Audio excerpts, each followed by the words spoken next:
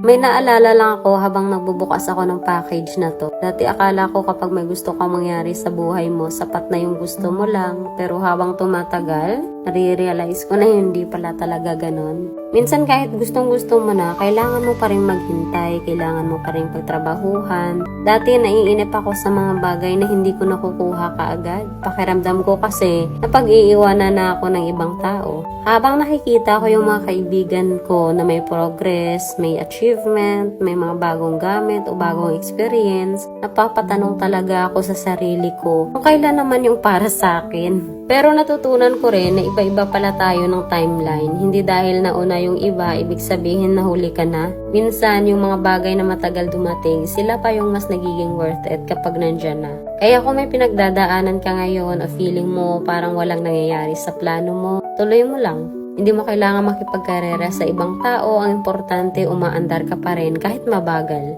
Darating din yung panahon na lilingon ka at masasabi mong worth it pala lahat ng paghihintay.